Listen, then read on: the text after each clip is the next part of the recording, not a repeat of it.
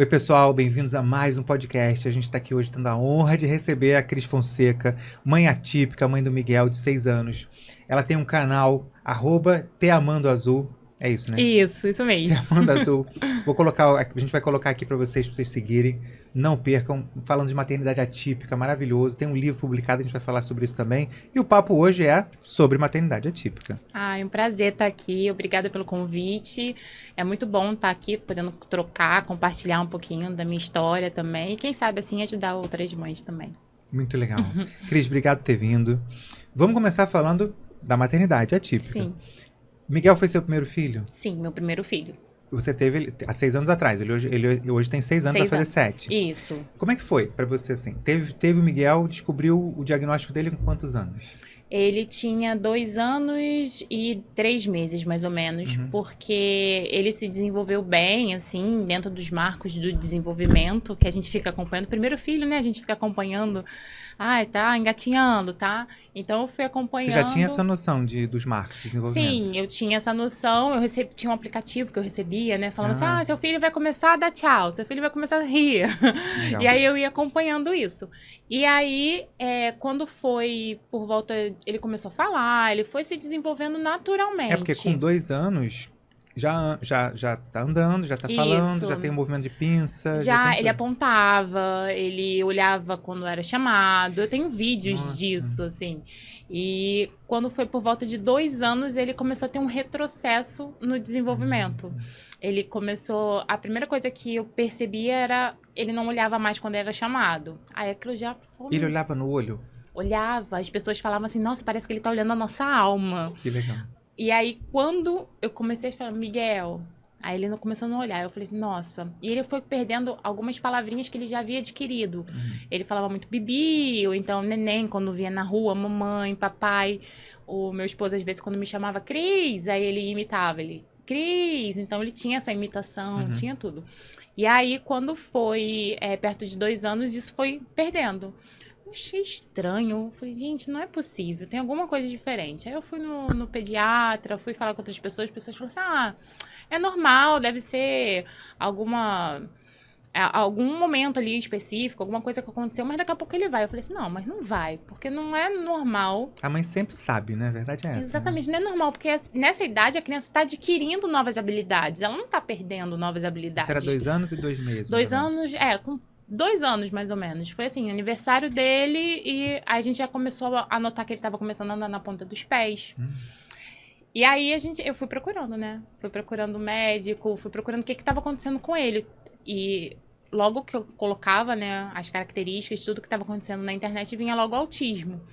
Só que aí todo mundo tá louca. O Google, cara, Google é... Quem pai atípico nunca foi no Google? Nem. Não, e é a primeira coisa que você fala, a criança parou de falar, andando na ponta dos pés, autismo. O Google que me deu o diagnóstico dele, né? Porque eu ia para os médicos, falavam que não era nada, eu sou louca. Aí eu, gente, será que eu tô louca mesmo? Tá procurando doença, tá procurando coisa onde não tem. E você já sabia o que era autismo antes? Então, quando eu tava grávida do Miguel, eu segui algumas pessoas, né, da maternidade e tal, até mesmo porque você começa a seguir, né, querendo saber mais sobre maternidade. E aí eu segui segui uma mulher que ela tinha descoberto o diagnóstico da filha dela. E ela conta, e na hora quando eu lembro exatamente, eu tava grávida do Miguel, eu olhava e falei, nossa, mas eu não achava que ela era autista, né, porque a gente só vê um recorte ali no Instagram, nem nada. Ou seja, você já falou, ela não tem cara de não autista. Não tem cara de autista, não! Exatamente. Eu já fui disso, porque eu não conhecia. Não tinha ninguém na minha família que tivesse esse diagnóstico, não tinha nada. E aí, mas quando ela falou sobre isso, eu fui ler um pouco sobre o autismo. Então, eu tinha uma noção do que realmente era o autismo ali, bem superficial, nem nada. E foi por isso que isso daí ficou muito na minha cabeça, que eu comecei a acompanhar os marcos de desenvolvimento do meu filho. Então, isso ficou no meu inconsciente. Eu falei assim, vou começar, né, perceber e tal. Então, de certa forma, na gestação, isso aí acabou acendendo um alerta, assim, na minha cabeça. E aí eu comecei a procurar, ver os marcos de desenvolvimento. E aí, quando veio o autismo, eu falei assim, não é possível. não é possível, mas eu tinha ainda aquela ideia de autismo de não olha, não fala, porque você quando procura na internet vem assim, características de autismo, a criança não olha, a criança não aponta, a criança não imita, e realmente, Miguel, ele diminuiu muito o olhar dele pra mim, mas às vezes ele olhava, então eu falava, Miguel, não olhou. Miguel olhou, olhou, não Aí é você autista. se pega, exatamente, você vai e se pega no que não tem do espectro. Né? Exatamente, porque aquilo é muito assim, né? Não olha, não fala, não sei o quê. Então era muito não, né? E aí eu falei, ele não é, ele olhou. Não gosta de abraços. Miguel ama abraços, sempre gostou de carinho, sempre gostou de contato físico, até demais, inclusive, né? Ele quer ficar grudado. Então eu falei, então não é. Aí eu me apegava nisso. Só que depois, com o tempo, eu fui vendo que não, que realmente era. E aí eu fui em médicos, os médicos reforçavam, não é autista, não fala essa palavra. Eu fui numa fono, até bem polêmico, mas assim, eu fui numa fono uma vez, né, que para tentar, né, ver porque que ele tinha dificuldade na fala, não estava falando nem nada. Ela chegou para mim e falou assim, olha, mãezinha, deixa eu te falar uma coisa. Eu recebo aqui muitas pessoas que têm suspeita de crianças com suspeita de autismo e tal, mas eu vou te falar uma coisa. Você usou drogas na sua gravidez? Nossa. Aí eu, não. Ela, então fica tranquila porque ele não é autismo. É só isso que dá autismo. Só isso. Aí ela falou assim, não, porque crianças autistas vêm de pais, de mães que usaram drogas. Eu ficava olhando assim pra ela. E assim, uma fono... que a mãe do Arthur e do Vitor foi escondida. Não é possível. Nossa, que especialista boa. Aí ela falava assim, não fale essa palavra, porque senão pode atrair. Então era assim, era tudo muito... Até que eu percebi que eu precisava de um especialista, alguém que realmente entendesse alguma coisa, porque eu tava ficando, assim, muito, muito confusa, né, em relação a isso. Aí eu fui atrás de especialista para buscar o diagnóstico dele correto. Foi um processo aí, até a gente chegar no diagnóstico. E você, nesse período, assim, que você foi no Google, começou a ver a questão dos marcos e tudo, você trocou em algum momento essa dúvida que você tinha com o Marcos, com seu marido? Desde o início. Desde o início. Desde o início. E eu ele? falei, olha, tem alguma coisa diferente do Miguel. Não, ninguém acreditava. Ninguém acreditava. É sempre a mãe, cara, não adianta. Nem meus pais, assim, que hoje em dia ajudam muito, assim, com o Miguel e tudo, mas naquela época, não, você tá louca. Mas eu vou te falar com o pai o que acontece também, né? Eu lembro como hoje, eu não estava no Brasil, eu estava pela empresa, eu tinha viajado para o exterior pela empresa e tudo. Estava na China, trabalho na China e tal. E a coordenadora da creche na época deles, que falou com a minha esposa da época, a mãe deles, e ela me ligou, me mandou uma mensagem na China, lá do outro lado do mundo. O que eu fui? Google. Uhum. E você se pega, exatamente o que você falou que acontece. Você olha os sintomas. Um deles era ficar olhando objetos que giram, não sei o quê. Eu lembro bem disso, até hoje, né? 20 anos depois. E o Arthur, eu tinha dado um carrinho de controle remoto para ele, e o Arthur ficava assim, com um carrinho, olhando para a roda do carrinho rodando, fazendo o controle e olhando a roda do carrinho. Só que tinham outras características que não tinha. Uhum. E você vai e se pega naquelas que ele não tem. Não tem verdade. jeito. E, assim, e o pai, ele vai pra negação, não tem jeito. Sim. A mãe, ele sabe mais. Então, assim, a primeira coisa, eu fui buscar na minha cabeça, no Google, etc. tal, sei lá, X sintomas, X sinais.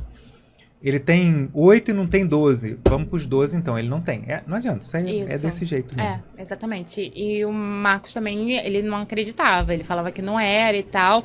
Mas eu falava assim, olha, tem alguma coisa diferente acontecendo com ele. Então, a gente vai investigar. Se não for, ok. Mas e se for? A gente precisa buscar um tratamento, alguma coisa assim.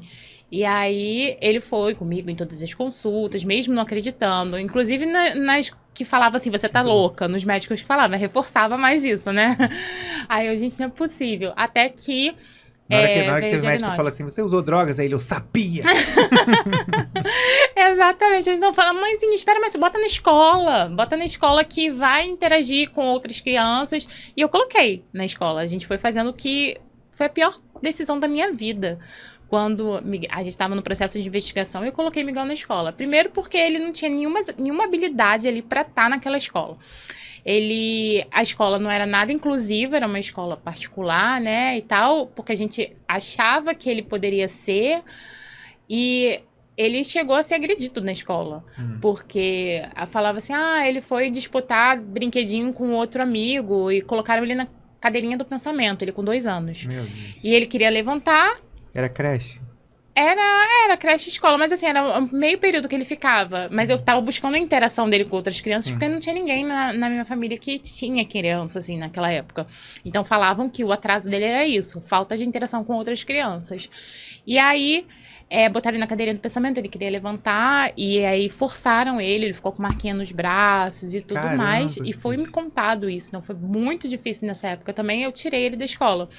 E aí eles falavam, porque Miguel é uma das crianças mais difíceis pra lidar, porque ele não consegue ficar parado. 2 anos, né? Que criança vai ficar sentadinha, né? Então, foi muito difícil, assim. Foi a pior decisão que eu tive na minha vida, que ele não tinha habilidade, a escola também não era preparada.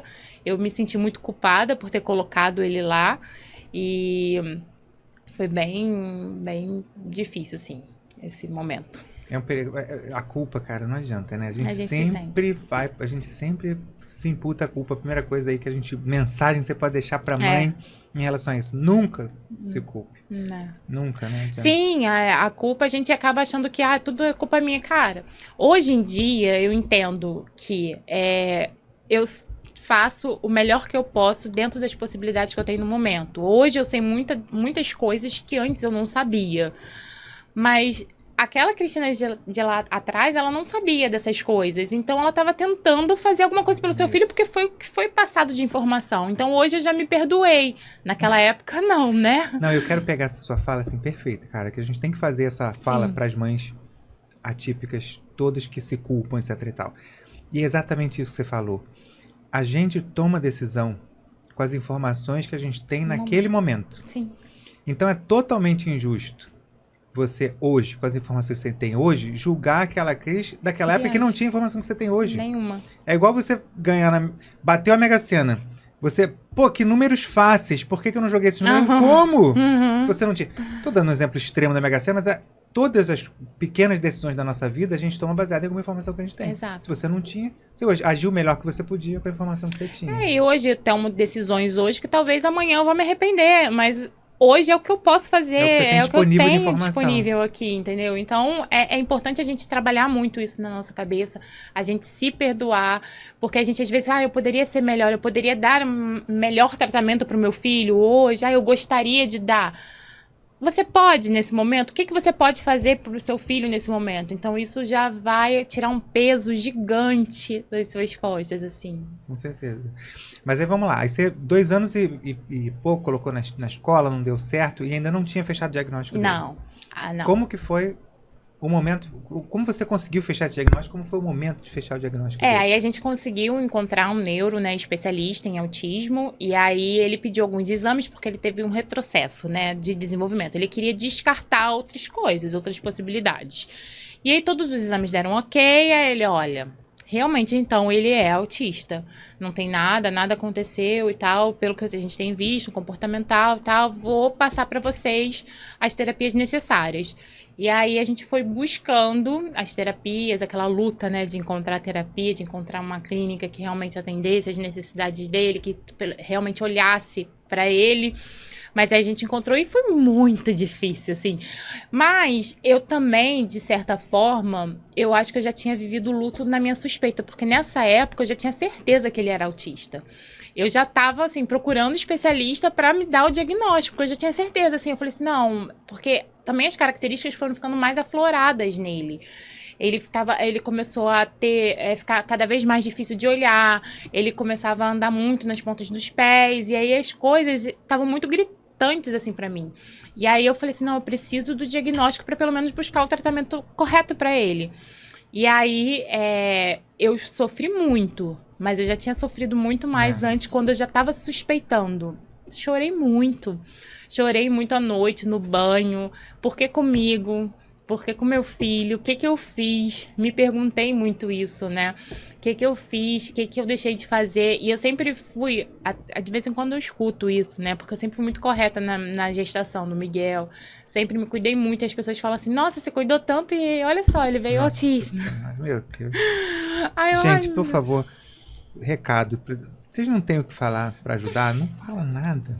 É melhor, cara, né? É mais legal. Exatamente. As pessoas já colocam a culpa na gente. A gente já se sente tão assim, né? Nossa. E ainda vai, a pessoa ainda fala isso. Tipo, você fica, você cuidou tanto e mesmo assim veio autista, né? Era melhor não ter se cuidado. E aí eu sempre fui uma pessoa muito correta com isso, né? Então eu me questionei muito nessa época.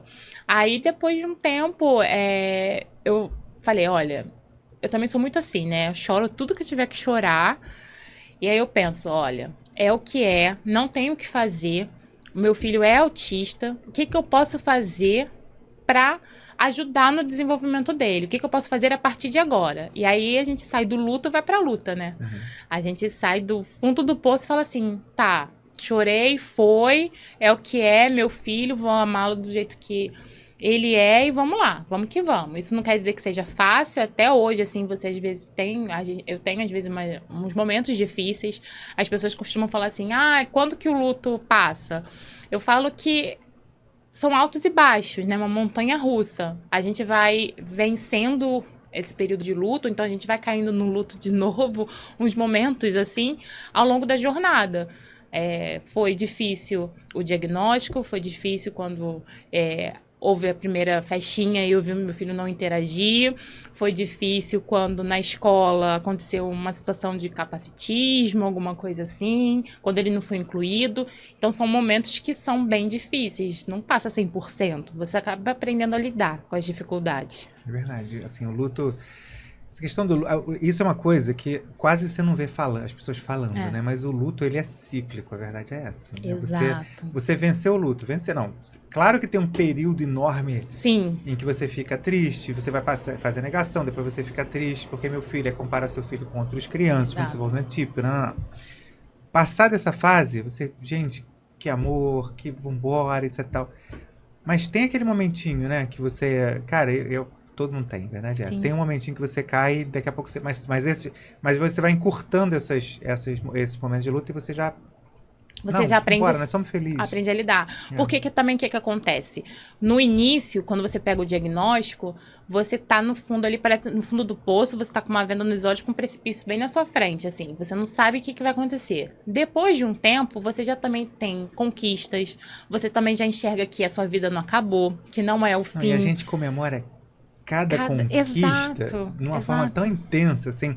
Às vezes um negócio tão bobo como, tipo, apontar aquele negócio de atenção compartilhada, de você apontar e ele olhar, que é uma coisa natural para todas as mães do mundo, você, caramba, ele olhou para onde eu apontei. Incrível. Isso é maravilhoso, né? Isso é incrível. Até eu fico... Isso é uma coisa que emociona a gente, assim. E os pais falam, quê? Ninguém entende. Talvez a gente viva muito mais intensamente por conta disso do que eles, né? Nesse ponto. Hoje eu tava muito feliz porque eu vi Miguel mastigando, aí o que você tá comendo? Tipo, fez uma pergunta assim, o que você tá comendo? Pra mim, né? Não esperando que ele fosse responder. Aí ele foi, me pegou, levou na cozinha, abriu a frigideira e me mostrou. Que máximo, gente. Meu Deus, ele me mostrou o que ele tá comendo. Gente, pros pais de crianças neurotípicas... Trivial. Pra mim, é uma conquista gigante, que eu me emocionei, que me deu vontade de chorar na hora. Que eu falei assim, gente, ele me mostrou o que ele tá comendo, ele entendeu, né? Então, isso é tão incrível, a gente vive muito intensamente, né? As conquistas, tudo, até da escola, tudo. É muito, muito incrível. E o Marcos, como é que foi quando ele disse, quando veio o diagnóstico? Como é que foi? Então, ele ficou bem assustado, assim, no início e tal, mas eu não percebi esse período muito de luto nele, não. Eu fiquei muito mais arrasada. Eu acho que para ele foi acontecendo aos poucos, sabe? Ele foi... ele enxergando que é meu filho também, eu preciso reagir e tudo mais. Só que eu comecei a tomar muita frente no tratamento do Miguel e eu percebia que ele não sabia muito lidar nos momentos de crise. Então, Miguel acabou ficando muito... eu fiquei muito sobrecarregada em relação a isso. E aí eu comecei a perceber que ele precisava também estar junto. Eu acho que o luto dele, talvez, ele tenha se afastado. Já que tem eu ali para tomar conta, para cuidar, eu vou me afastar um pouco, vou ficar com as questões de trabalho, com essas questões assim. E Cris sabe lidar. Então, quando a gente ia no médico, aí o médico às vezes perguntava alguma coisa, ele, não, Cris sabe mais do que eu. Aí eu, opa, tem alguma... Assim, além disso, eu comecei a ficar muito sobrecarregada, ficou muito difícil pra mim. E aí eu falei assim, não, eu preciso compartilhar, eu preciso dividir isso com ele também. Vamos fazer o seguinte, eu vou começar a levar ele nas reuniões com psicóloga, de clínica, porque ele precisa se inteirar e também saber lidar com o Miguel. E de um tempo pra cá, assim, vou dizer, de um ano pra cá, demorou um tempo, foi um processo, mas de um ano pra cá, ele começou a ir mais nas reuniões, começou a estar mais presente. Tudo que acontece com o Miguel, eu falo com ele, eu passo pra ele. Tudo que a gente vem de novo trabalhando com ele, eu falo com ele. Hoje em dia, ele consegue sair com o Miguel, ele vai pra qualquer lugar com ele, ele sabe lidar com o Miguel e nas situações dele. Antigamente, isso não era possível. Então, eu acho que isso foi gerando um afastamento dele, só que eu parei e pensei, cara, não, ele precisa, ele tá no luto? Tá, mas eu também vivi isso e tô aqui, então ele precisa estar aqui também, ele precisa estar aqui comigo dividindo. E hoje em dia eu posso dizer que ele consegue lidar, ele sabe tudo que tá acontecendo com ele. Muito bom. Fico feliz pelo Miguel, por vocês e pelo Miguel também, mas é sempre bom a gente lembrar a estatística de que o Miguel, nesse sentido, tem esse privilégio. É privilegiado. Não é privilegiado de você conseguir terapia, não, é privilegiado de ter pai presente. Sim. 70, a gente tem duas pesquisas que a gente já falou aqui, cansou de falar, e eu não vou cansar de falar nunca no canal. Uma diz 70% ou 78% dos pais abandonam a criança quando tem um diagnóstico. Sim. E a mãe solo. E aí eu vou aproveitar isso para entrar no assunto do teu canal. Uhum. Que você fez um canal sobre maternidade atípica, e você deve ter contato com muita mãe nessa situação, né? Porque é a maioria. Como é que você teve a ideia do canal? De onde surgiu ela? Eu sempre gostei muito de escrever. Eu sou formada em letras, né? Então, escrever... Você é professora? Somos colegas, então. Isso. Eu sou formada em letras e escrever sempre foi muito... assim, sempre foi uma válvula de escape, assim, pra mim. E quando eu descobri o diagnóstico e ninguém acreditava, eu fiquei muito sozinha. E foi aí que eu comecei a escrever. Falei assim, vou compartilhar para encontrar também outras pessoas que estejam passando pela mesma coisa que eu, para eu me sentir pertencente a algum lugar, né? Porque eu me sentia muito sozinha. Não tinha amigas, não tinha ninguém que conhecesse que estivesse vivendo a maternidade atípica. E aí, no Instagram, eu comecei a compartilhar. E aí, algumas pessoas compartilhavam reflexões e tudo mais. E as pessoas foram chegando. Naturalmente, assim, algumas pessoas compartilhavam e tal. Eu falava, nossa, você escreve bem, você escreveu tudo que eu sinto e tal. E aí, o Instagram foi crescendo, assim, aos poucos e tal. E eu compartilhando. E aí, eu recebo muitas mensagens, muitas mães solos que estão na luta aí com seus filhos, às vezes casadas, mas que também não têm apoio, não têm com quem contar, não tem rede de apoio, família, amigos, se afastam e ficam muito, muito isoladas, sozinhas, às vezes não conseguem sair, não conseguem ter um momento para si. Eu passei por um período muito difícil também, eu acho que foi até um marco para que Marcos começasse a também tomar a frente disso, que eu entrei em depressão, fiquei depressiva porque eu também estava sendo AT do Miguel, acompanhante terapêutica dele na época. E aí, foi na época da pandemia, assim, sabe? E aí não tinha terapia, eu tinha que estimular ele em casa e tudo mais. E aí eu comecei a ficar... Teve uma época que eu não conseguia levantar da cama. Eu não queria sair, não queria fazer nada. Aí comecei a ter ansiedade, crise de pânico, tudo junto. E aí... Isso foi antes do Instagram? Antes do canal? Ainda tava com o Instagram. Aí eu me afastei. Aí você parou a rede? Parei, porque eu não conseguia falar com as pessoas. Eu não tinha nem como cuidar de mim, como é que eu ia cuidar dos outros, do desabafo das outras pessoas. E aí eu me afastei.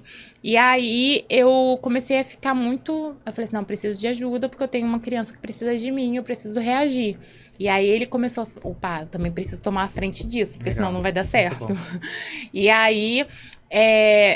eu comecei com psicólogo, terapia, fazer tudo e perceber a importância que é eu ter meus momentos também. Isso Eu mesmo. cuidar de mim, que eu olhar pra mim, que eu ter meus objetivos. Porque antigamente perguntava assim, quais são os seus objetivos? Aí eu, que Miguel consiga isso, que Miguel... Não, os seus objetivos. Eu não tenho. Porque Qual é minha o seu vida... objetivo? Geralmente pergunto, qual é o seu objetivo? Quando é sempre na criança, É. o objetivo. E quando tem, não, insiste, qual é o seu objetivo? Aí a resposta é só um objetivo que você tem, Sim. que a gente possa morrer. É, Que a gente possa morrer. exato. Qual é o seu objetivo que a gente possa morrer? Acabou. Que a gente possa, Paz. pra ele poder, pra você ficar tranquilo que ele tá Que ele tá em bem, paz. exatamente. É isso. E eu não tinha nada, e aí eu falava, gente, eu não tenho objetivo de vida. Meu objetivo é viver minha maternidade. É tudo pra Miguel, minha vida é toda pra Miguel. Enquanto o Marcos, ele saía pra trabalhar, e é super importante, porque era o que, né, porque eu também larguei minha profissão, tudo pra ficar, pra olhar Miguel, cuidar do Miguel nas terapias e tudo mais. Então, eu sei da importância que é uma rede de apoio, eu sei da importância que é ter alguém pra contar, ter alguém pra você desabafar, ter alguém pra perguntar, tá tudo bem? Você precisa de alguma ajuda? Como que eu posso te ajudar hoje? E muitas mães não têm. Então, isso é, assim, quando eu vejo a mensagem das pessoas, é desesperador, porque você quer poder ajudar de alguma forma, sabe? E as pessoas não têm. É. Não tem com quem contar, não tem com quem ficar. Essa questão da depressão, deixa eu te falar uma coisa, deixa eu pegar esse gancho da depressão, que eu acho Lógico. muito importante falar disso. Gente, a depressão, você tem um problema de... Às vezes você fala assim, a mãe não tá comendo. Você fala, você vai ficar doente, você vai ter anemia, você vai... Você se preocupa com a parte física. Uhum. Mas a depressão é uma doença do corpo, da mente, Sim. física, porque assim, a depressão ela também vem, o teu cérebro é muito química, é muito neurotransmissor, é tudo também parte do seu funcionamento, do seu organismo. Uhum. Então é uma doença como, a depressão é uma doença como pneumonia, é uma doença como problema cardíaco, é uma doença como outra qualquer, e mata também. Uhum. Então assim, incapacita. Esse Sim. negócio de não conseguir nem levantar da cama. Gente, infelizmente, eu tenho que bater nessa tecla, porque infelizmente muita gente encara a depressão como, tá só triste, ou é frescura. Não, é uma doença, é um desequilíbrio em neurotransmissor químico no cérebro. Aquilo ali é uma coisa que precisa ser tratada. Às vezes só com terapia, mas muitas vezes com remédio também. Eu tomo remédio. Pois é, antidepressivo. Existe. E o antidepressivo é química para o cérebro, justamente para você reequilibrar. Uhum. Então, e aquilo que você falou, tem que estar bem. Sim. É igual o avião, que você bota a primeira máscara em você para depois botar no... Exato. Então tem que se cuidar. E aí vem o ponto da rede de apoio, que muita mãe não tem, tá trancada dentro de casa, tá deprimido o resto da vida e não tem... Exato. E não tem... Quando a gente abre o perfil, como você falou, né, no Instagram, ou em outras redes, aqui no YouTube, em outras redes, você percebe o desespero que a pessoa finalmente tem um lugar que ela pode falar, desabafar. Às vezes ela só quer falar. E tem ninguém pra falar. E aí a rede de apoio, que também você falou. A rede de apoio não é só o governo que ela perde. Não é só o governo que ela não tem. Não tem. Não tem. Governo estadual, prefeitura, governo do estado, governo federal, não tem nada. Porque eu consigo no SUS, não consegue. Não consegue. Arrumei no SUS uma fono, uma vez por mês. Uma vez por semana. Não adianta nada. Isso Exatamente, não adianta nada. Nada. É nada. Isso aí é nada do mesmo jeito. Então não tem rede de apoio no governo. Mas não é só o governo. A rede de apoio é perder os amigos que não conseguem sair mais. E às vezes até a família. Exatamente. Eu vi um vídeo seu, inclusive, que você estava fazendo um depoimento de uma outra pessoa que te pediu para fazer, que a pessoa pediu para fazer esse depoimento falando que até nas comemorações de família, de caçar ovo de Páscoa e tal, ovo de Páscoa, caçar, ela parou de ser convidada para as coisas de família por conta do filho. Do autismo do filho. Exatamente. Então, assim, a rede de apoio é tudo, gente. E aí a pessoa vai se isolando, vai ficando mais isolada cada vez mais. E ela vai entrando numa depressão, aí isola o filho, porque também não tem coragem de sair com o filho. E, sim, eu falo que meu filho tem terapia. Meu filho tem um tratamento, mas muita gente não tem. Muitas crianças, muitas pessoas não conseguem um tratamento, porque é muito difícil. Muitas pessoas não conseguem colocar seu filho numa escola. E aí, o que vai acontecer com essa mãe? Né? Além da criança da pessoa ali fora da sociedade, mas e essa mãe que não vai ter com quem contar, que às vezes o genitor vai embora, larga, abandona, não tem família, não tem quem... porque dá muito trabalho, porque, não sei lidar... E aí, essa pessoa vai se isolando cada vez mais, se isolando com seu filho. Chega um ponto que, às vezes, ela não consegue nem ter forças para viver. Verdade. Então, isso é uma realidade muito dura, mas que acontece com muita gente. E é muito comum. Exatamente. É muito comum. Você sente no teu canal que você está prestando assim um serviço, está ajudando outras mães? Isso te faz bem também? Sinto, principalmente quando elas me mandam mensagem falando assim, você transformou a minha forma de enxergar o autismo. Isso é muito bom, né? Você transformou a minha forma de encarar. Você fala, às vezes, quando eu faço algum desabafo de alguma dificuldade que eu tô vivendo, nossa, Cris, é muito importante porque eu acho que eu não tô sozinha. Você também sente daí. Você também tá vivendo aí. Só que, ao mesmo tempo, quando eu vejo as mensagens de pessoas de outros estados, de longe, eu sinto que como que eu fazer mais por essas pessoas, sabe? Porque é lindo, eu chego e falo, eu faço uma reflexão, isso já ajuda, já é muito bom, mas essa pessoa precisa de mais, ela precisa de muito mais cuidado, ela precisa de muito mais de rede de apoio, então, às vezes eu me sinto também de mãos atadas, entendeu? Em relação a isso. Mas a gente não pode salvar, a verdade é a seguinte, depois de muito tentar e me frustrar, eu finalmente entendi hoje, e aí eu vou te passar isso, vou te compartilhar essa experiência. A gente não consegue salvar o mundo. A gente tem que fazer o máximo que a gente puder fazer e ser grato porque a gente pode fazer alguma coisa. Exatamente. E vamos embora. Eu acho assim, você abrir o espaço, a gente tem isso também, né? Eu com o canal que eu tenho com o Arthur. A gente recebe muita mensagem de mãe, de pai, às vezes o pai falando, a mãe falando, meu marido aceitou depois de ver você. Cara, isso arrepia, gente. Isso deixa mas eu não consigo universalizar a mãe lá no interior do Goiás, sei lá de onde, falar, eu aqui não tenho terapia, não consigo botar meu filho na escola. O que você responde pra isso? Você não tem o que responder. Exato. Isso me frustra, mas ao mesmo tempo eu também entendo que eu não posso, eu já tenho muitas questões na minha vida, eu não posso abraçar o mundo com as minhas próprias mãos e é difícil. É difícil pra caramba você também escutar certas realidades das pessoas e você não conseguir ajudar de alguma forma. Exatamente. Então, é muito importante esse trabalho, seu principalmente também, né? Ter pai aí falando, né? Com outros pais, que a gente não enxerga muito isso, né? É muito importante, mas existem muitas realidades aí que a gente também não consegue alcançar. Verdade. Vamos falar do seu livro? Sim. Querida Mãe, segunda edição já? Porque tiveram algumas modificações e tal. Cris Fonseca, Querida Mãe Atípica. Me fala um pouco dele. Então, como as pessoas... Eu sempre compartilhei muitos textos, né? Gostei de escrever e tal, de algumas reflexões. As pessoas, Cris, você precisa escrever um livro. Eu falei assim, gente, escrever livro nada. E tal, eu falei assim, tá bom, vou pegar algumas reflexões e tal. Algumas coisas que eu já vivenciei na maternidade. E me deu a ideia de escrever, assim, momentos, né?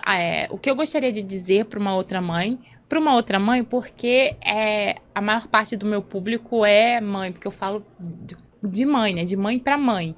Então, eu pensei, o que eu gostaria de dizer para uma outra mãe no momento que ela descobriu o diagnóstico do seu filho? Muitas vezes as pessoas falam assim, quando eu abro caixinha, né? Fala assim, Cris, o que você diz? Acabei de descobrir o diagnóstico do meu filho. O que você gostaria o que você pode dizer para mim, né? E aí, eu falei assim, as pessoas têm essa necessidade, às vezes, de ouvir algumas coisas no momento. Aí, então, quando acabou de descobrir o diagnóstico, quando aconteceu alguma dificuldade na sua vida, o que eu gostaria de te dizer nesse momento, tudo que eu passei com o Miguel, e eu gostaria de dizer para uma mãe que descobriu, ou então que está vivendo isso agora. Então, são momentos, assim, bem específicos da maternidade, que a mãe abre ali e fala, nossa, eu acabei de enfrentar isso aqui agora. O que a Cris tem para me dizer ali? Dá um exemplo para mim. Acabei de descobrir o autismo do meu filho. O que você tem para dizer para mim? Eu responderia só uma frase, bem-vindo ao clube. O que eu diria? Mas vai lá, você. O que você fala? Eu falaria que não é o fim. Você pode estar no fundo do poço agora, achar que realmente não tem saída, que não tem caminhos para se seguir, para você encontrar, assim, você não enxerga nada nesse momento, mas existe luz no fim do túnel, não é o fim, é um recomeço. Não é fácil, mas vão ter momentos difíceis, mas com o tempo você vai enxergar que tem muita coisa, os seus sonhos não morreram, que muitas coisas vão ainda acontecer, muitas conquistas, muitas alegrias. O seu filho não vai ficar, não vai ser mais ninguém na vida, não vai ser nada na vida, não. Tem muita coisa para se conquistar, tem muita coisa para se caminhar, muitos sorrisos para dar. Não é só de choro que a gente vive, é de muitas alegrias também, muita luta, mas muitas alegrias também. Com certeza, muito bem. A gente tem uma preocupação, todo pai e mãe, né, atípica. A gente até falou disso um pouquinho agora há pouco, mas eu queria explorar isso um pouquinho também. A preocupação com o filho nível 2, nível 3. Nível 1, claro que tem também, né? Aliás, até criança típica, o pai tem essa preocupação de certa forma, mas Sim. Nível 2, 3 tem mais, né? O que vai ser do meu filho quando eu me for, né? Então é aquilo que eu falo, às vezes o pai atípico, a mãe atípica não nem pensa em poder morrer. Quando chegar a hora dele lá na frente, né? Daqui a muitas e muitas décadas, se Deus quiser, tá. Mas fica aquela coisa do tipo, o que vai ser dele quando eu for? Quem vai cuidar dele? Sim. Né? Você tem essa preocupação? Lógico, muito, muito. Como é que vai ser? O que vai ser do Miguel? Quem vai estar com ele? Então, eu busco muito. As pessoas falam assim, ele faz terapias e tal. Não é para transformar o meu filho, mas é para que eu possa dar a possibilidade dele de, no futuro, ele conseguir ter autonomia, conseguir se posicionar, conseguir... Por exemplo, meu filho não fala.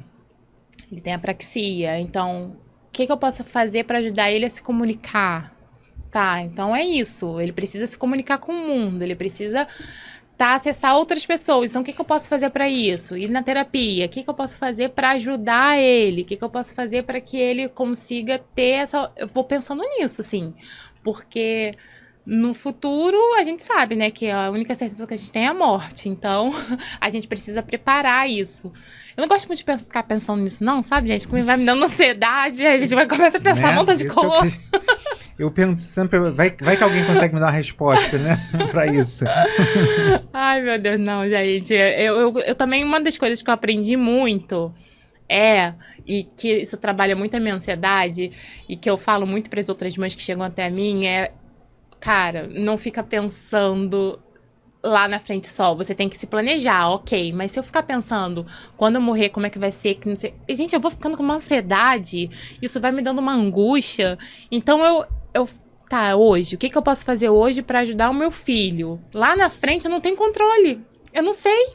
Lá na frente, se acontecer alguma coisa comigo, eu não tenho controle. Não posso fazer nada por isso. Então, o que eu posso fazer? Então, eu vou focar no que eu posso fazer. No que eu não posso fazer, minha filha, isso daí vai me gerando ansiedade. Então, isso foi uma das coisas que eu aprendi que tem me ajudado muito, assim. Quando eu começo a pensar, meu filho agora vai entrar numa nova escola, ele vai para o ensino fundamental, mas e se ele não for aceito? E se pode não acontecer nada disso que eu tô pensando, né? Então, eu preciso focar aqui, agora. É isso que eu preciso fazer. As outras coisas a gente vai lidando quando for acontecendo. Trabalhar com o que você pode controlar, né? E Exatamente. Trabalhar a independência dele. Exatamente. Me fala uma coisa. Cris, antes e depois do Miguel, o que era a mulher? O que você olha aquela mulher antes e depois do Miguel? Não.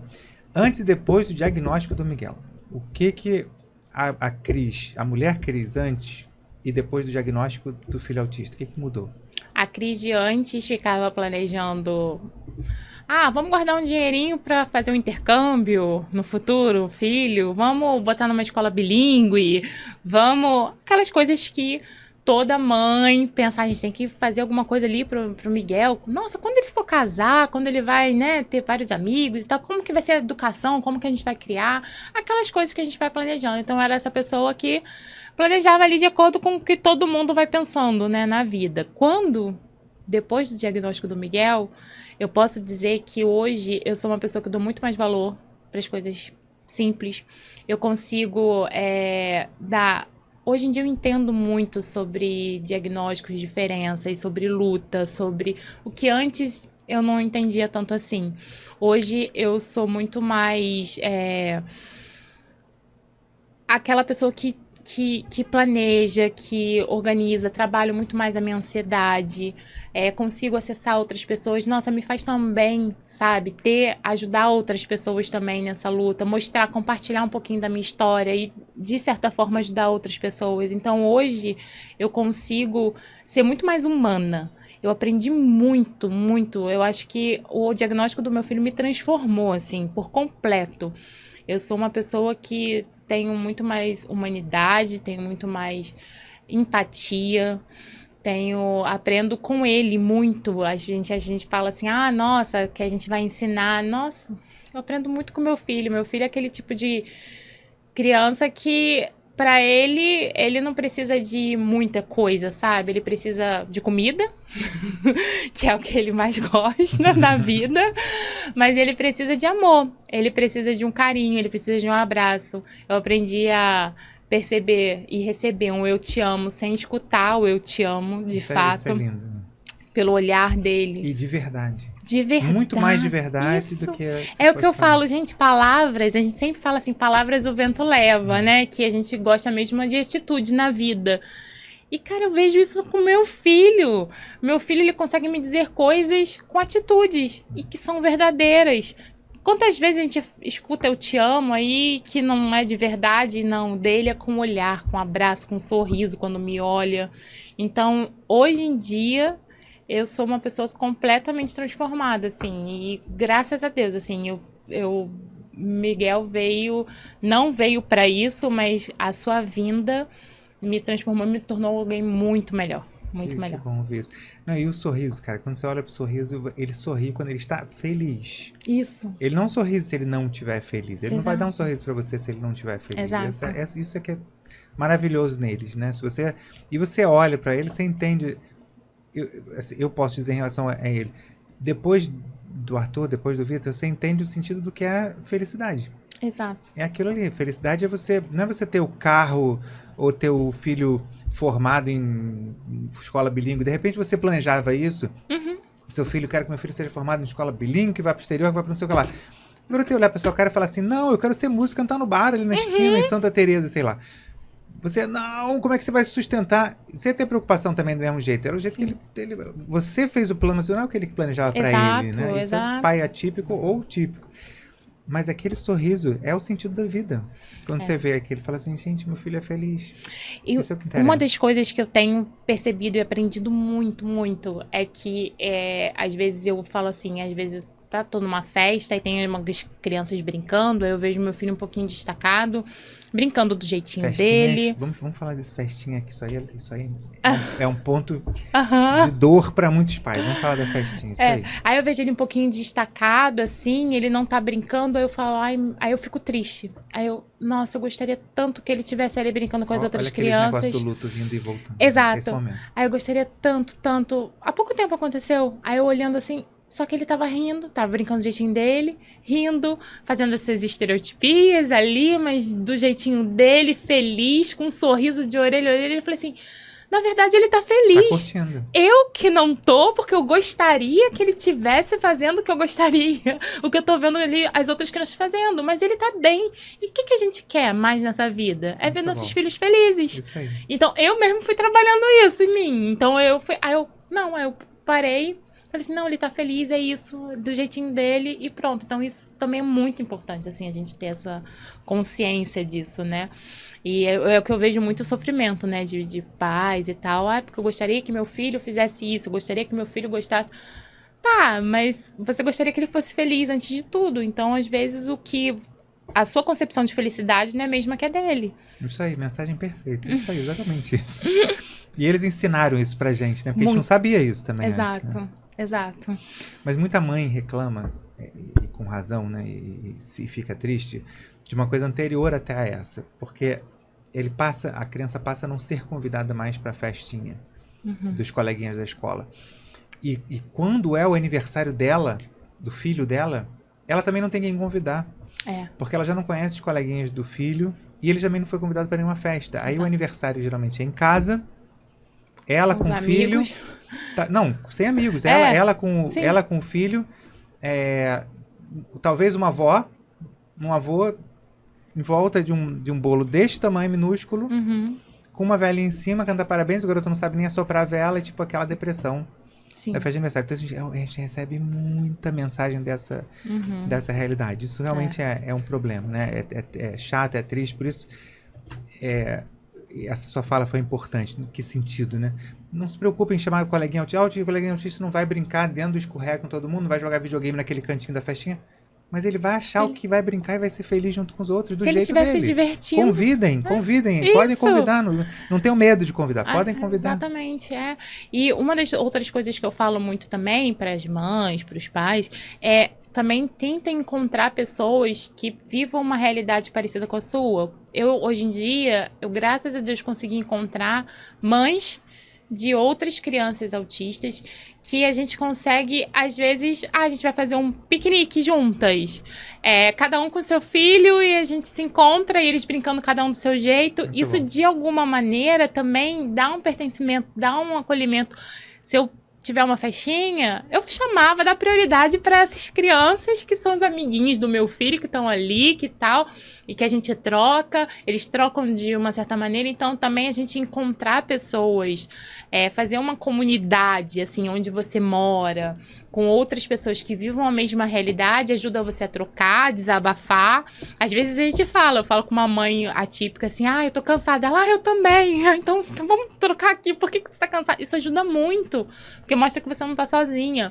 Então, isso também é importante. Eu, hoje em dia, não conheço muitas crianças da turminha do meu filho, da escola.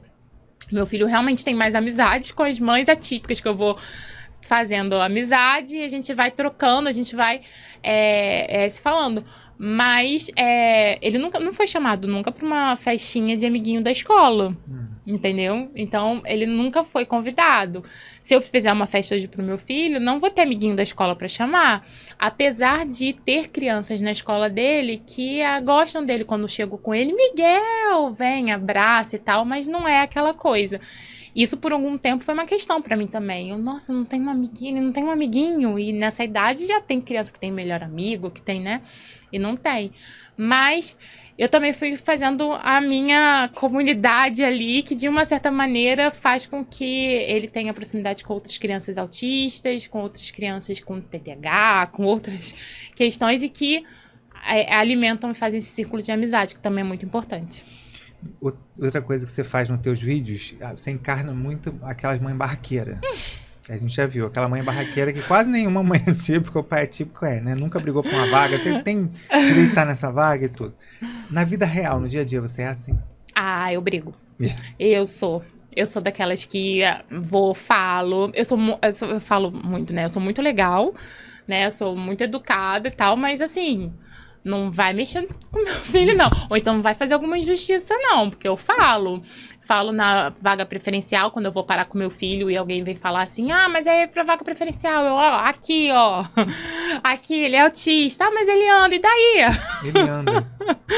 E daí? Vai procurar, vai saber, também eu sou daquelas que, porque, assim, é muito ruim, mas você acaba aprendendo com o tempo, ao longo da jornada atípica, assim, de maternidade, paternidade atípica, você acaba aprendendo que algumas coisas só funcionam no grito mesmo.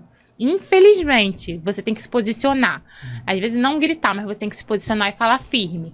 Numa fila preferencial, para conseguir algum tratamento. Se você não se posicionar, até mesmo para saber se o tratamento está sendo correto mesmo, se estão fazendo direitinho. Não tô gostando muito disso, não. E você tem que estar em cima. Você tem que estar lá vendo, porque senão não funciona. Infelizmente é verdade. As pessoas não respeitam, as pessoas acham que não é nada. Então eu recebo algumas críticas em relação a isso, né? Muito barraqueira, muito mal educada. Recebe mesmo? Recebo, porque assim, muitas pessoas, por exemplo, igual um vídeo que eu fiz de apartamento, né? Que a criança e tal fazia muito barulho e tava incomodando outras pessoas no apartamento. O que eu recebi nesse vídeo de comentário de pessoas... mas se tem filho autista, tem que morar no meio do mato. Nossa. Comentários assim. mas se você você tem que saber que não pode, porque tem lei do silêncio. Tipo, como que você vai falar pro seu filho em crise? Não bate no chão. Não faz crise, crise baixo, porque tem lei do silêncio, entendeu? Então, o que eu recebia... Mas eu gosto. Porque, de certa forma, atinge aquelas pessoas que realmente se incomodam e que precisam ser atingidas ali, sabe? Que realmente reclamam, que acham que o lugar de autista tem que ser isolado, que autista não pode estar no meio da sociedade, que não tem direitos, entendeu? Então, é importante. Eu escondo, vou te confessar uma coisa, eu escondo do Arthur algumas coisas assim. Ai. Eu escondo. Teve um... A gente começou há pouco tempo a fazer react, né? De vídeo e tal. Sim. Teve algumas coisas trágicas, é lógico que eu escondo e tal. Mas, e algumas coisas também, teve uma idiota de uma... Ativa logo lá, barraqueira. Mas, idiota mesmo. Uma idiota de uma política aí do Nordeste, sei lá de onde era, falando pra outra, me vai na tribuna da Câmara ou da Assembleia, sei lá de onde era, e falar assim, falando pra outra que era castigo. Eu me livro um negócio desse, pode nem repetir. Mas eu falei, não vou fazer react disso, porque eu não quero, porque o react eu faço com ele. Eu não quero que ele ouça, porque assim, ele não fala, mas ele entende, assim. Óbvio. Eu quero que ele ouça e fale assim, mas será que eu sou castigo? Gente, porque você tem que se colocar no lugar dele também de fazer, entendeu? Sim. Então, às vezes, eu não faço muito isso para não... Eu poupo ele um pouco dessas... Lógico. E é importante, importantíssimo. Dessa gente idiota, né? Que fala besteira. Essas pessoas que realmente são ruins. Isso pra mim é a ruindade, a crueldade. Você não entende de uma coisa, você não vai chegar e você vai ficar falando sobre isso, sabe? Se você não entende, você escuta. Escuta o que o outro tem a dizer. Porque é uma coisa que eu acho, assim, ninguém é obrigado a saber tudo que acontece no mundo, todas as realidades. Antes do meu filho ser autista, eu não entendia profundamente, né, do diagnóstico, eu não entendia profundamente nada disso. Hoje em dia eu tô muito mais porque eu vivo essa realidade. E eu gosto de informar outras pessoas. No meu Instagram tem pessoas que não têm filho, autistas, que não têm filhos atípicos, mas me acompanham, porque gostam de saber, gostam... Então... Mas eu nunca fui chegar e falar assim, olha, você não tem direito a isso, você não tem direito àquilo. Ah, que bobagem, o que a gente escuta às vezes. Autista ter direito à vaga preferencial. Você não vive essa realidade. Você não tem direito, você não pode falar sobre isso. Porque se você vivesse as dificuldades, vivesse tudo, você entenderia o motivo real, né? Para que a gente tenha os nossos direitos ali, né? Que são tão suados, tão batalhados. Então, isso eu falo sempre, assim. Eu falo, se você não vive, você não fala. Fica quietinho, escuta. Sabe? Fica quietinho, escuta. Mas a gente fala do livro, acabou que eu não fiz o merchandise, gente, inteiro do livro. Cris, onde é que as pessoas compram? Tem na Amazon também. Esse vai ser, como fala, autografado e deixado aqui pra gente? Sim, com certeza. Eu trouxe pra isso. Vai aqui pra estante, vai aqui pra nossa estante. Mas e vocês que não vão ganhar autografado e outra coisa como a gente, como é que a pessoa compra? Tem na Amazon também, só botar lá Querida Mãe Atípica.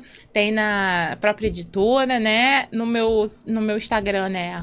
@teamandoazul. Ó, gente, bota ali na edição, Fabrício, bota na edição. Você entrando lá, tem o link para compra, você pode comprar tanto físico como também PDF, o e-book. Legal. Você pode comprar o e-book também. Então, muitas pessoas têm comprado aí, pessoas até de outros países, que às vezes não dá, porque entrega para todo o Brasil, mas tem pessoas de outros países que não conseguem, né? Então, aí compra o e-book. E é uma mensagem, assim, eu espero realmente que ajude nos momentos difíceis, ao longo da jornada, que seja um acolhimento, principalmente para aquelas pessoas que às vezes não têm. Muito bom, Cris, muito bom. Mas, Cris, a gente já falou aqui do Marcos algumas vezes. Agora, em vez de falar do Marcos pelas costas, vamos trazer o Marcos aqui para falar um pouco também. Marcos é pai do Miguel, marido da Cris. Vamos ouvir um pouco também? Marcos, sabe por que eu quero te ouvir? E eu gosto de falar isso sempre em todo podcast, porque eu acho que a gente, sua esposa, o Arthur comigo, a gente que consegue... atingir um grande número de pessoas, né, que as pessoas chamam de influenciador e tal. A gente tem que usar esse espaço de influenciador para influenciar para o bem, tentar, né, influenciar para o bem. Eu não gosto dessa palavra influenciador, porque na verdade a pessoa toma a própria decisão, né? A gente dá informação, a pessoa que toma a própria decisão. A gente não tem eu não tenho essa presunção de você estar formando a opinião do outro. Não, a gente está dando informação para que ela pegue essa informação e ela tome a própria decisão. Mas eu gosto de fazer no sentido de mostrar para o pai que abandona, porque é a maioria, o que a presença do pai que fica muda o futuro daquela criança que ele fica. Então eu quero explorar um pouco isso contigo. Você acha que todo pai, todo momento, toda mãe, passa pelo luto. Ah, não passei, passou. Mesmo que seja 1 minuto, mesmo que o tempo do luto que a pessoa passa varia de pessoa para pessoa. Tem aquela pessoa que passa 1 milissegundo não, mas enfim, passa um dia de luto, tem a pessoa que passa anos de luto. Sim. Depende de cada um. Então todo mundo passa. A questão é a seguinte: alguns pais não, a maioria dos pais durante o luto, eles pegam as coisas dele e abandonam o filho e não olham para trás. Poucos, de fato, infelizmente, ficam. A maioria das mães são mães solos. É a mãe solo, perdão. A presença sua com o Miguel mudou a vida dele?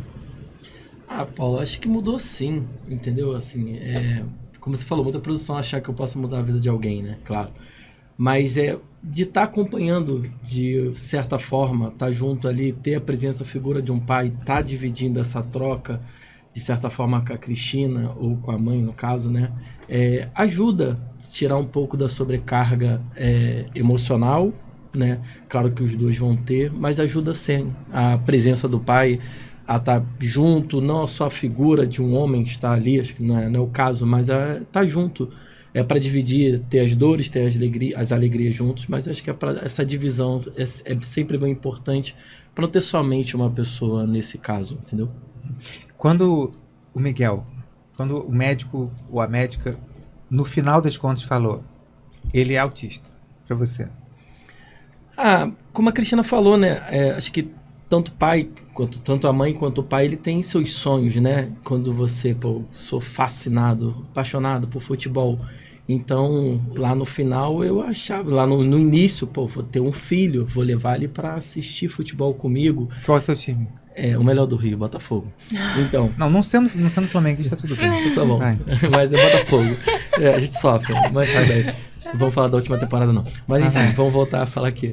Então você tem os sonhos, né, de como um pai, que eu gosto de futebol, brincar no parque, fazer loucuras, rodar filho. Apesar que o Miguel gosta disso, né? Então acho que eu tô vivendo isso também de boa.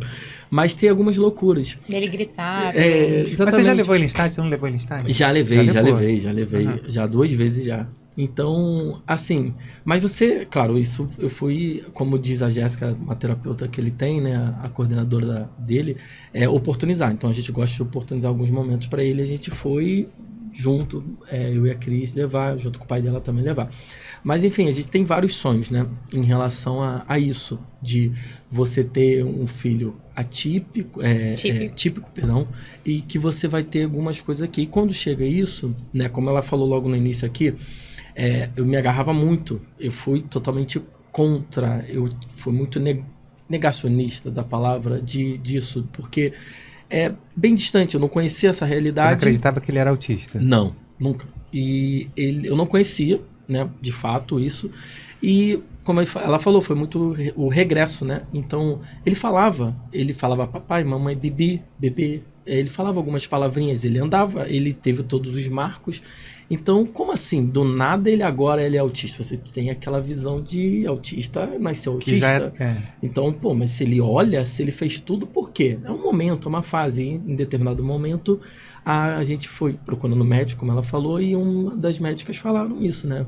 Não, deve ser uma fase, é um momento. A gente mudou de casa. Não, é isso. Então me apegava naquilo. Mudou de casa, com uma simples mudança de casa, fosse trazer todas aquelas coisas que vieram aparecendo junto com o Miguel.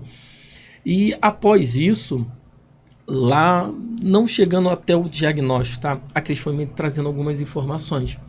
E você começa a parar para perceber, né? No quem quer perceber de fato, né? Vamos dizer assim. E você começa a olhar, não, de fato, isso aqui nem todas as crianças fazem. Então acho que de fato pode ter alguma coisa de autismo aqui. E ela foi trazendo ela foi me dando informações. Acho que isso é muito importante. E como ela falou, você também tem que olhar as informações e escutar e você aprender sobre aquilo. A gente não vai sabendo, mas vamos aprender sobre aquilo. Então eu fui aprendendo. E nesse aprendizado eu fui começando a entender. E aí, como ela falou, quando teve o diagnóstico, a gente não sentiu tanto, mas a gente foi adaptando, foi aprendendo, e aí é exatamente isso. E agora, daqui para frente, como que a gente vai fazer. Pô, na clínica, por exemplo, ela falou que a gente foi procurando clínica, a gente achou essa clínica e a gente foi, eu comecei a pagar, vamos pagar as coisas aqui para ver, mesmo ainda sem estar com o diagnóstico fechado, para a gente ver, não que questão de dinheiro não, mas a questão de melhoria, de trazer, vamos ver mesmo se de fato é o que a gente pode fazer. Então hoje eu penso muito nisso, após o diagnóstico, vamos ver, o luto, como você falou, todo mundo vai viver esse luto, alguns de alguma forma. Eu tenho o meu luto de, por exemplo, de ter algumas frustrações, como ela falou, de ver alguma coisinha, de o Miguel não brincar com as outras pessoas, o Miguel não chutar, por exemplo, como eu falei, gosta de futebol, uma bola para a gente brincar de gol, mas ele gosta de tomar banho de chuveiro e para ele fica legal tomar banho de chuveirão lá fora que eu consegui colocar para ele. Ai, vai chorar.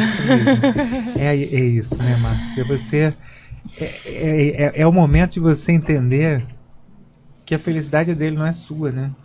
A nossa felicidade é quando a gente faz ele ser feliz, né, cara? E a gente e assim, o que é legal é esse momento quando a gente entende que não é a gente que quer, é o que ele quer.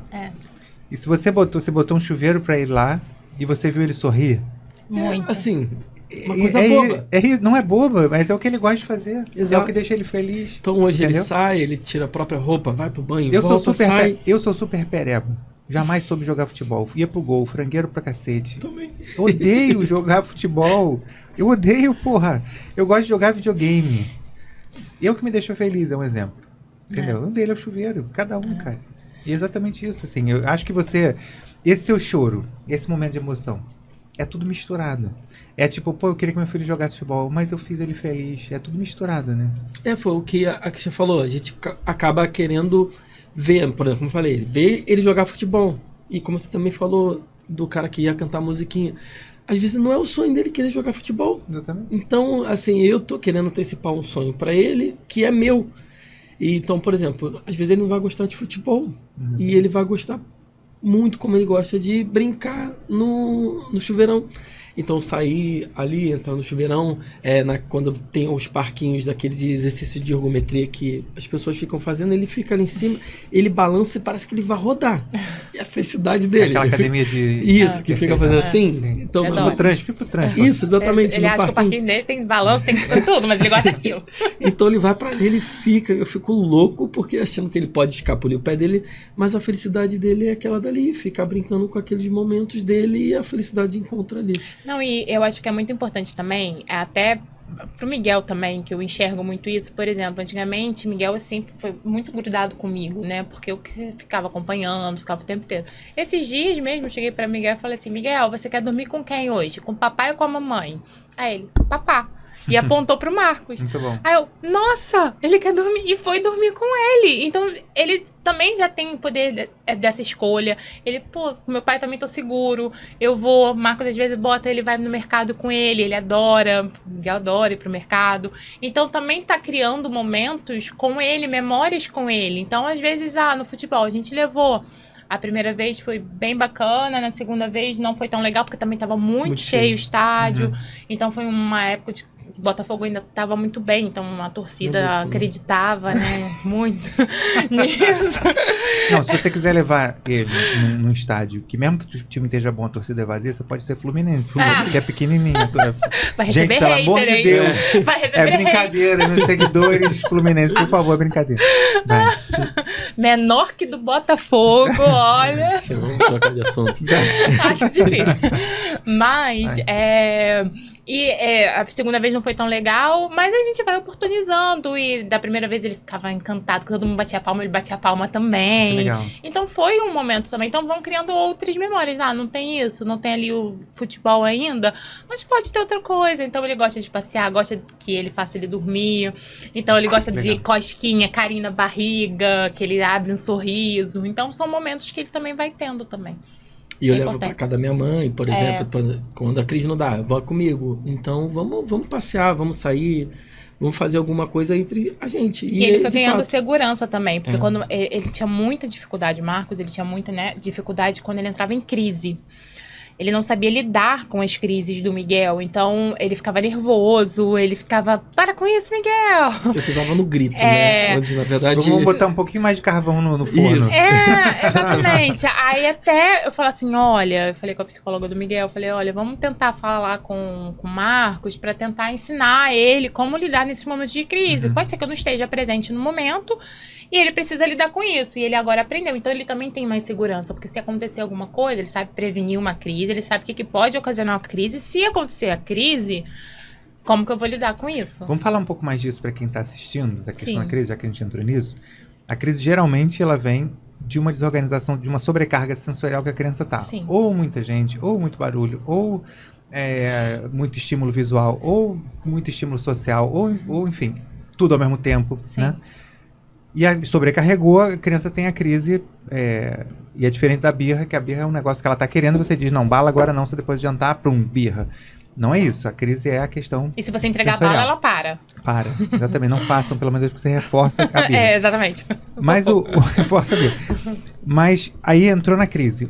E os mecanismos da crise, o pior deles é justamente você gritar, porque você está colocando mais estímulo sensorial ruim, vamos dizer assim, Exato. e vai piorar a questão da crise. Então é importante a gente falar disso para quem está assistindo, porque isso é muita dúvida que as pessoas têm, é muito normal, é muito Como comum. lidar? Assim, você não sei a crise, ninguém sabe, ninguém nasce sabendo.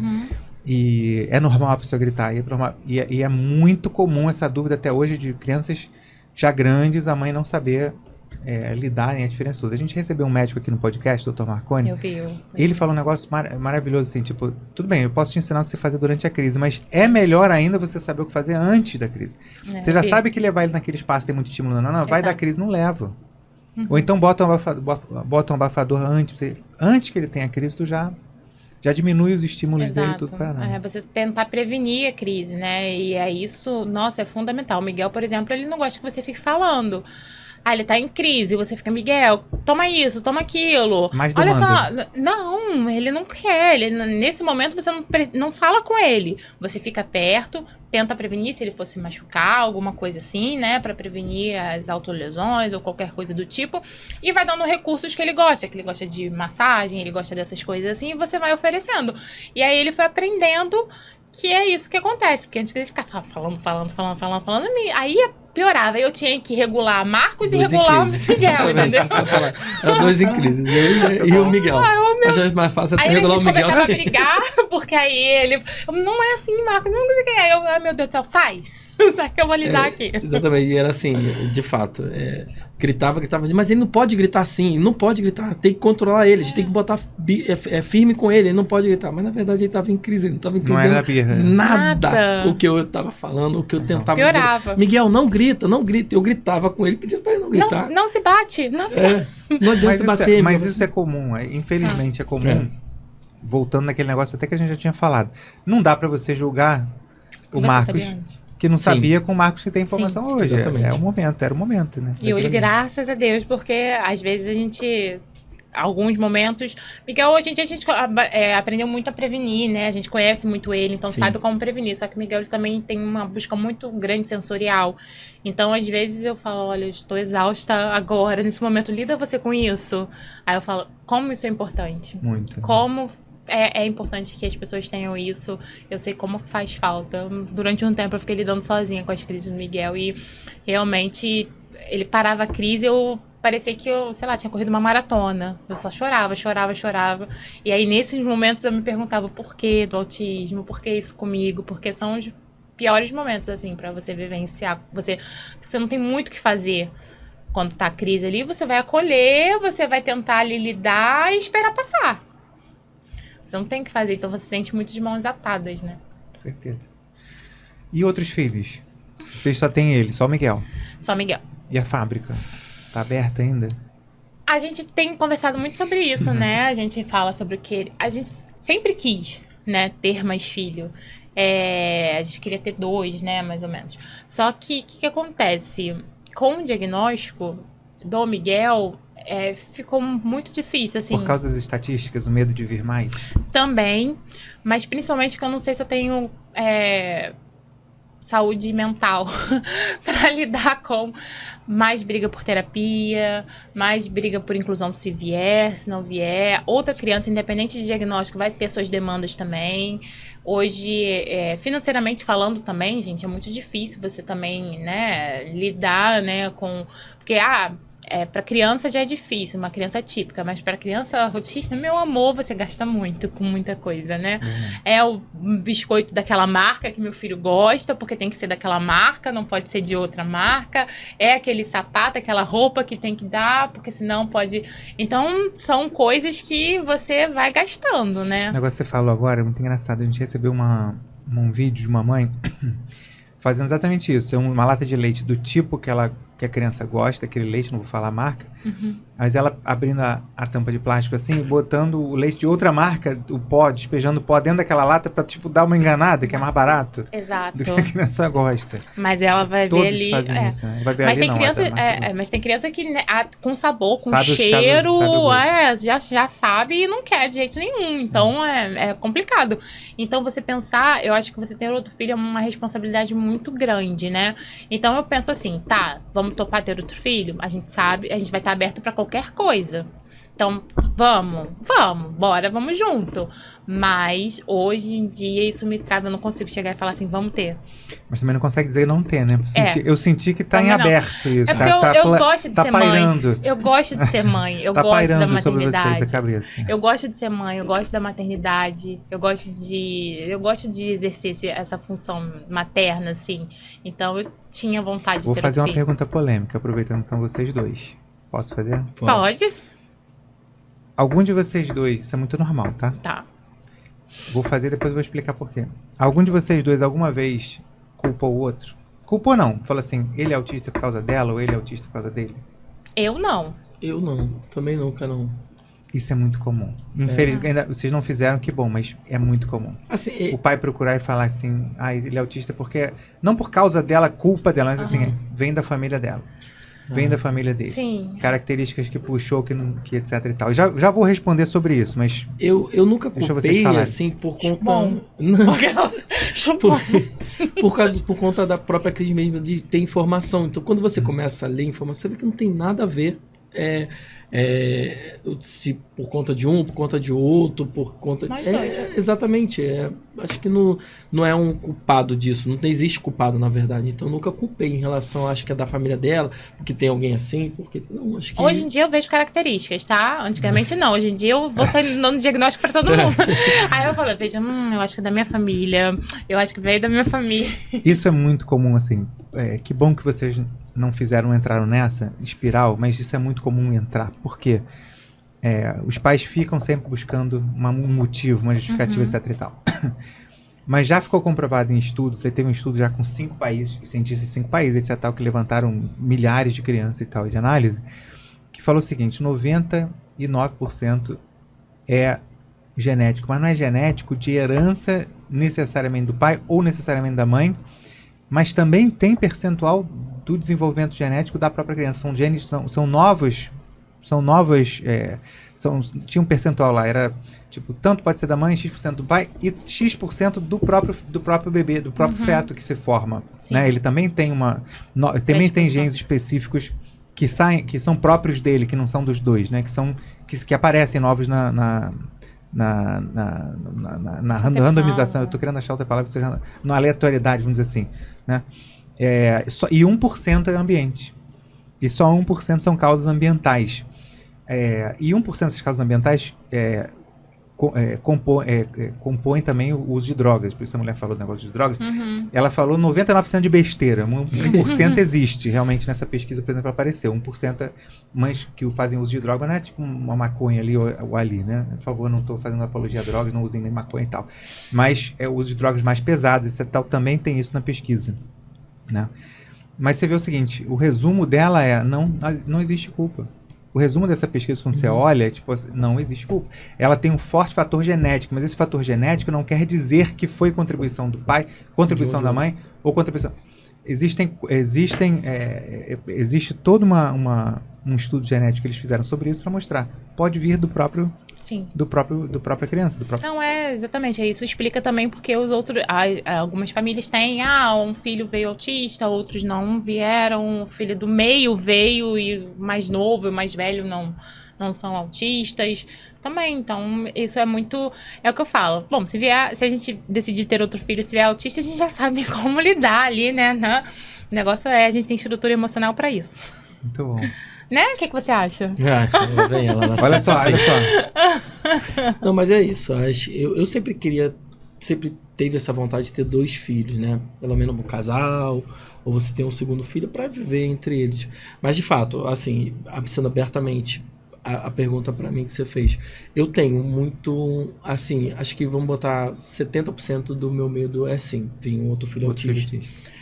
Como ela falou, os outros 30 ali que tá nesse meio ali, a gente vai saber bonito lidar, a gente já sabe os marcos de desenvolvimento e tudo mais, mas é essa sobrecarga, entendeu? Tanto para ela quanto para mim, entendeu? E ter um outro filho autista. Claro, a gente vai saber lidar, mas essa sobrecarga, assim, entendeu? Você tem 2 filhos, né? Você sabe. Mas eles tiveram gêmeos, já. Não, e agora eu tive mais um. Eu vi. Uma, na verdade, né? menina. E ela com 4 meses. Mas assim, tem 2 pontos, assim, de você ter um outro filho, né? 2 preocupações de ter um outro filho, pelo menos no meu caso. Primeiro, é claro, você pensa, e eu fico observando isso, os marcos de desenvolvimento para ver se vão aparecer características autistas ou não. Mas o segundo ponto que você precisa se policiar, e aí vai pro outro lado, é tipo, se ela tiver um desenvolvimento típico, de você não colocar sobre ela o peso dela ter que cuidar dele quando você não estiver mais aí. Porque, cara, isso é uma tendência natural. Sim. Você, lembrando, a nossa preocupação maior é tipo, cara, quando chegar a sua hora, que seja daqui a 30, 40, 50, 200 anos, né? Quando chegar a sua hora de ir embora daqui, né? Quem vai cuidar dele? Aí você já passa logo, minha filha, esse é seu irmão, quando o papai for... Que herança, hein? O papai vai em paz, porque sabe que você vai cuidar dela. Meu Deus! Pum! 1 tonelada nos ombros dela. Sim. Então esse é um outro cuidado que você precisa... Eu conversei sobre isso no Instagram, né, nos stories, e eu recebi muitas mensagens de muitas mães falando sobre a segundo filho, a maternidade e tal, e elas falando que, eu gostaria de ter para ter quem cuidar do meu filho. Porque eu acho que é importante pro meu filho ter mais uma criança. Eu falo, gente, eu acho que não é esse o foco. Assim, você precisa ter porque você quer, você vai ter um filho porque o outro filho vai precisar, ou você nem sabe se vai cuidar ou se não vai cuidar, ele também tem ali a sua vida, as suas decisões, o que ele vai querer fazer. Então, você colocar essa responsabilidade para uma outra pessoa que você nem sabe, né? Pode ser que sim, mas pode ser que não. E a responsabilidade não é dela, né? Dessa outra criança. Então, é uma responsabilidade sua. E aí, você tem que trabalhar isso. Você tem que ver o que eu posso fazer para quando eu não estiver mais aqui. Exatamente. Eu acho que esse é o ponto. A gente sempre conversa sobre isso. De tentar melhorar o máximo possível para ele, desenvolvimento. Como ela falou, ele estava com o flipbook, que é da comunicação. Da comunicação mentativa dele. Então a gente falou, aí numa dessas reuniões que eu fui, a Fono, que foi a Ana Paula, né? A Fono foi e falou, a gente precisa de um iPad tudo mais, para se aumentar, porque ele acaba perdendo algumas palavrinhas ali no meio, ele vai aprendendo e vai esquecendo outras, porque naquela forma você tinha que imprimir, plastificar e tudo mais, então era um pouco mais demorado. E aí, vamos agora arranjar dinheiro para comprar. E aí a gente fez uma rifa, eu fiz uma rifa lá no futebol, e a gente vai...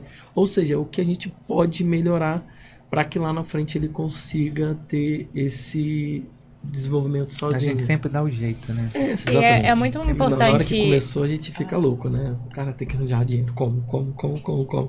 E não, vamos dar. Uma hora a gente vai conseguir, de alguma forma, dar o jeito, a gente conseguir do jeito... Eu acho muito importante a gente falar sobre essa comunicação alternativa aumentativa, porque o Miguel ele tem a apraxia da fala também, né? Ele recebeu o diagnóstico da apraxia, ele não fala. E muitas pessoas chegam, me perguntam e falam sobre o que é, como é que eu posso trabalhar, e outras que falam assim, eu não dou uma comunicação alternativa pro meu filho porque eu gostaria que ele falasse. E aí eu falo, gente, a comunicação não é pra gente, é pra eles, principalmente. Você não deixaria de dar uma cadeira de rodas pro seu filho que ele não anda porque você gostaria que ele andasse. Então, a importância que é das pessoas olharem pros seus filhos e falar assim, tá bom, ele não fala, mas eu vou estar ali disponibilizando, então incentivando a maneira dele se comunicar com o mundo. E muitas das coisas que a gente achava, às vezes, que o Miguel não sabia, ele conseguiu mostrar pra gente se expressar por ali. E eu falei, nossa, ele sabe isso? Agora ele vai ser alfabetizado e vai ser alfabetizado pela comunicação, porque ele vai tá conseguindo juntar as vogais que antes ele não conseguia pela fala, que a gente não sabia que ele sabia, e ele tá conseguindo as cores, ele consegue responder uma pergunta do que é, então a gente não tinha ideia. Então, às vezes, você consegue acessar o seu filho, saber o que ele sabe, porque ele tá conseguindo se comunicar. E você acha que a agressividade, ansiedade, essas coisas diminuíram depois que ele começou a falar? Muito. Porque antigamente ele queria alguma coisa, eu não entendia, ele começava a chorar, ele começava a gritar, aí gerava às vezes um descontrole que desencadeava uma crise e tudo mais. Agora não, agora ele consegue exatamente o que ele quer. Você imagina estar preso num corpo que já tem apraxia, então a coordenação motora já não responde certinho ao que o teu cérebro pensa. E aí você está tentando falar uma coisa, a pessoa não está entendendo. Imagina a ansiedade que isso dá, né? Depois os pais não entendem porque tem agressividade também, né? Muito disso. Eu vi uma reportagem, né, outro dia, que fala exatamente falava sobre isso. Era um rapaz, né, que ele aprendeu a se comunicar através do tablet. E ele escreveu isso. Ele escreveu assim, eu me sentia prisioneiro do meu próprio corpo.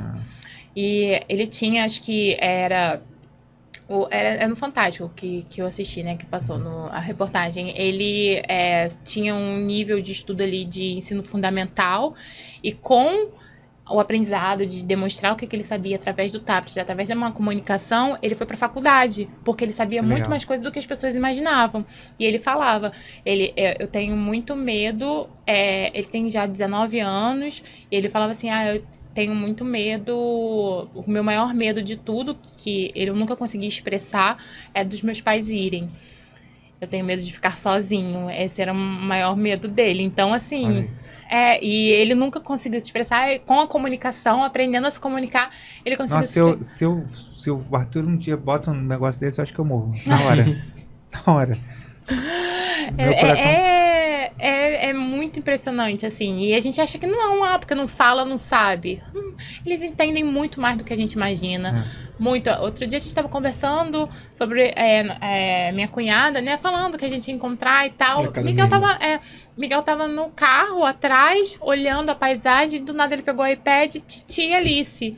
Aí eu, nossa, ele sabe o que a gente tá falando. Ele tá escutando o que a gente tá falando. Então, a gente acha que não, mas tá. Isso me mostrou muito. Deixa eu só acrescentar uma coisa que eu acho importante sobre essa questão da comunicação alternativa. Sim. Todas as fonos, especialistas com que eu já tive contato, todos são unânimes em dizer a mesma coisa. A comunicação alternativa não prejudica o desenvolvimento da fala depois, se ela for aparecer. Exato. Então, pelo contrário, ela pode até ajudar. Não existe, porque a analogia que você fez da cadeira de rodas é perfeita. Eu só estou acrescentando o seguinte: lógico. O que essas fonos falam? Não adianta você colocar a comunicação alternativa, não vai viciar a criança, ela não vai se acomodar e vai deixar de falar. Não, se for para falar, ela vai falar com ou sem comunicação. Não faz nenhuma diferença, nenhuma. E então, uma dúvida que até da nossa família mesmo teve quando a gente começou a implementar, né, a comunicação. Eu falei, mas isso daí não vai atrapalhar a fala dele? Não, ele vai ficar preguiçoso. Porque as pessoas acham que ele não fala por preguiça. Não é por preguiça. É preguiçoso, ele não fala, não vai ficar com mais preguiça. Não, ele não fala porque ele não consegue, ele não tá conseguindo. Hoje, o Miguel, a comunicação dele, de uma maneira geral, melhorou muito. Até isso mesmo de eu perguntar, que eu falei anteriormente, né, que eu perguntei, o que você comeu? E ele me mostrar, a escuta dele melhorou, porque o iPad, no caso, ele repete, né? Então, ele hoje consegue. As pessoas chegam, oi, tudo bem, Miguel? Ele vai e responde no iPad, oi, tudo bem? Qual o seu nome? Ele responde. Quantos anos você tem? Qual a sua idade? Ele tá respondendo ali. Então, isso é incrível. Então, as pessoas achavam que, não, é porque é preguiça, vai atrapalhar ele. Não atrapalha. A gente só melhora, só aumenta a possibilidade até mesmo de uma fala ali dentro de um contexto, porque tem muitas crianças que falam, mas não se comunicam, né? Ficam ali na ecolalia e tudo mais. Então, às vezes, você trabalhar uma comunicação aumentativa vai ajudar aquela criança ali a entender o contexto, a escutar melhor, a reproduzir melhor. Então, só vai ajudar. Pra mim foi perfeito, sendo bem honesto. Eu fui um desses caras, acho que eu não conversei isso com ela, mas assim, cara, a gente vai dar esse negócio pra ele não vai falar, ele vai atrasar, vai se acomodar. A minha família, de certa forma, sempre falou isso. Então, e quando a gente deu, pra mim, Marcos, foi ótimo, porque hoje ele pede alguma coisa, eu falo pra ele, o que você quer, Miguel? Ele vai lá no iPad e coloca. Então diminuiu muito o choro e aí eu consegui compreender o que ele queria. Como ela falou, ela fica mais tempo com ele. Então, às vezes, pelo choro ou por uma entrada em algum cômodo da casa, alguma coisa do tipo, ela sabe o que ele quer entre linha, mesmo que ele não venha falar. E eu não. Então, isso veio me ajudar demais. Então, o que você quer? Eu quero papá. Vou lá e coloco comida pra ele. Comida. Porque ele tá comida. A gente fala, mas é que ele fala papá, o Miguel, porque pra ele é mais fácil pela praxia. Ele fala papá. Então, eu quero comida. Então, vamos lá. Eu quero YouTube. Então, ele vai no YouTube. Eu quero Netflix. Então, eu consigo uma comunicação ali. E aí acaba, como você falou, diminuiu muito as crises, porque ele queria falar e eu não consegui entender. Então, essa foi uma... Até mim, a aproximação maravilha. dele com o Miguel melhorou, porque ele começou a entender o que Miguel queria. Isso, exatamente. Isso também facilitou muito. Então, acaba que... Exatamente, ela falou, pode ser que em algum tempo eu não consegui entender. Caraca, eu não consigo. Não é um ambiente que eu tô aqui. Cris, empurra. Vai. Vai pedir sua mãe. Cansei de falar isso. Muitas vezes. Cansei. Tanto que Miguel, às vezes, ficava qualquer coisa. Se eu estivesse em casa, Marcos podia estar do lado dele. Ele ia e me pedia. Eu tava no quarto, tava no quintal, água. Em qualquer lugar. Uma água, ele ia lá e pedia, e não pedia pra ele. Agora não, agora ele pede, acorda de manhã cedo, vai até ele, pede as coisas, porque agora ele começou a aproximar. Então ajudou muito na aproximação dele com o Miguel. E com o Miguel também, né? Porque é exatamente isso. Porque como eu comecei a participar mais... Ele entende, opa, eu posso pedir ele também que ele vai me dar, entendeu? Não só mais a minha mãe. Então essa participação junto aproximou tanto eu com ele e ele comigo, porque agora ele pede pra mim. Hoje ele quer ir na casa da vovó, antigamente só pedia a Cris, que é a mãe da Cris. Eu quero ir na casa da vovó, aí falava com a Cris. Hoje não, hoje se ele quiser vai com seu pai, ele vai comigo, eu vou, vamos lá, na casa da vovó, o que você quer? Então essa comunicação entre eu e ele melhorou muito e me ajudou bastante. Muito legal. Então, se conectou com ele. Muito mais. Até a pessoa da família também, meus pais, minhas irmãs, todo mundo, porque agora todo mundo consegue entender e compreender. Exatamente, a comunicação melhorou demais. Então, até a pessoa que não por maldade e se afastando um pouco, ele foi se aproximando, porque ali encontrou uma forma de se comunicar e entender o que ele quer de fato, sem entrar em crise, sem gritar, sem entender o que ele queria pedir ali. Então, acho que uniu muito mais isso. Cris, muito obrigado por você estar aqui. Obrigado por você ter trazido o bônus, Marcos. Obrigado, Marcos. Seja bem-vindo. Vocês são bem-vindos sempre aqui. Obrigado a você que acompanhou esse podcast maravilhoso aqui com esse casal, contando a história do Miguel e como isso mudou a vida deles. Acho que muitos de vocês vão se identificar com isso. E você que ainda não se inscreveu, se inscreva no nosso canal, ative o sininho para receber notificação, porque a cada 2 semanas, a cada 2 quartas-feiras, tem podcast aqui no canal. Cris e Marcos, muito obrigado por vocês estarem aqui. Obrigada pelo convite novamente. Foi ótimo compartilhar um pouquinho. Espero ter ajudado de alguma forma. E é isso. Estamos aí no caminho, nessa jornada, nesses altos e baixos. Sim. Obrigado, Paulo, pelo convite. Apareci de surpresa, né? Então, chorou. Como falou um bônus. Mas é isso. A Cris falou bastante coisa. E acho que uma mensagem é essa, né? Se tiver que dar uma mensagem também para os pais aí. O luto ele vai existir, mas o luto não é somente nosso, pai, é da mãe também. Então siga em frente. Você vai ter a alegria do chuveirão, a alegria do futebol, que né? Legal, muito bom. Você vai ter outras alegrias ali no meio disso tudo. Então vai ter momentos altos e baixos, mas você vai ter muitos momentos bons e você vai ter bastante felicidade. E orgulho. Muita felicidade. E orgulho, claro. Orgulho demais. Ter o Miguelzinho e, claro, curtam o seu filho do jeito que ele é. Depois você passa esse vídeo pro Miguel ver o pai dele falando Com que ele tem certeza. orgulho dele. Muito É. bom, muito bom. Obrigado. E faz a diferença na vida dele. Sim. Vai fazer a diferença na vida dele o pai ficar. Faz muito. Muito. Pessoal, isso aí. muito obrigado. Obrigado. Até a próxima, pessoal. Tchau. Tchau, tchau.